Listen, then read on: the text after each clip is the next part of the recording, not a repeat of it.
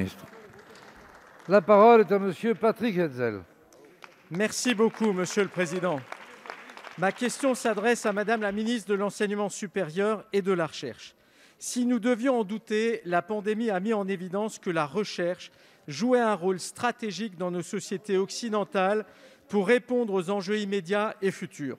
En novembre 2020, le directeur général de la Recherche, le plus haut fonctionnaire en charge de la coordination de la politique de recherche en France, a claqué la porte pour désaccord avec vous. Depuis, vous n'avez pas été en mesure de le remplacer. Plus de 6 mois après, force est de constater que cette vacance illustre le manque de pilotage en matière de recherche en général et en recherche en matière de santé en particulier. Au moment du débat concernant la loi recherche, les chercheurs ont montré leur désarroi vis-à-vis de votre politique. Et pour rétablir la confiance à leur égard, vous leur avez envoyé un signal fort. Vous ne mettez plus de pilote dans l'avion.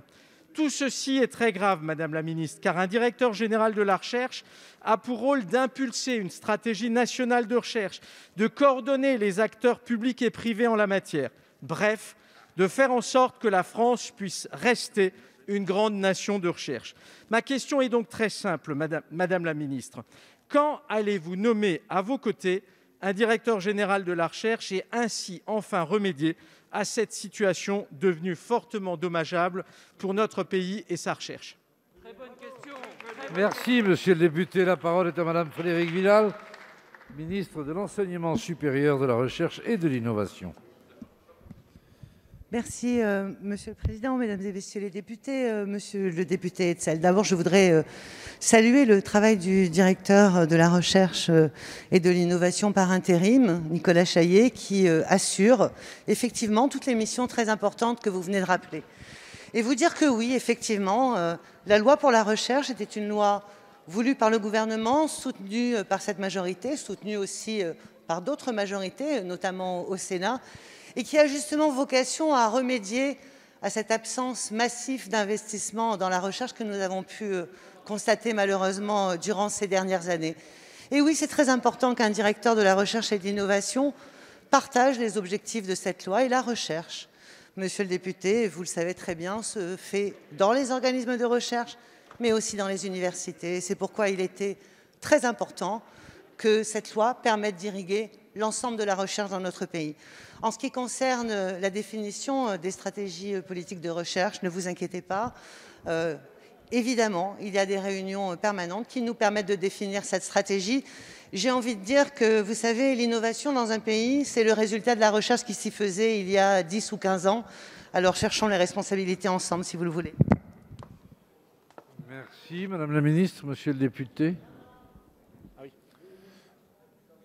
Merci beaucoup, Monsieur le Président. Madame la Ministre, vous ne répondez nullement à la question que je vous pose. Ça fait 6 mois que l'ensemble des acteurs de la recherche attendent cette nomination. Comment se fait-il qu'en l'espace de 6 mois, vous n'ayez pas décidé de nommer de directeur général de la recherche? C'est une preuve de mépris et d'ailleurs, les chercheurs le disent de cette manière-là. Vous ne pouvez pas traiter la recherche de cette manière-là.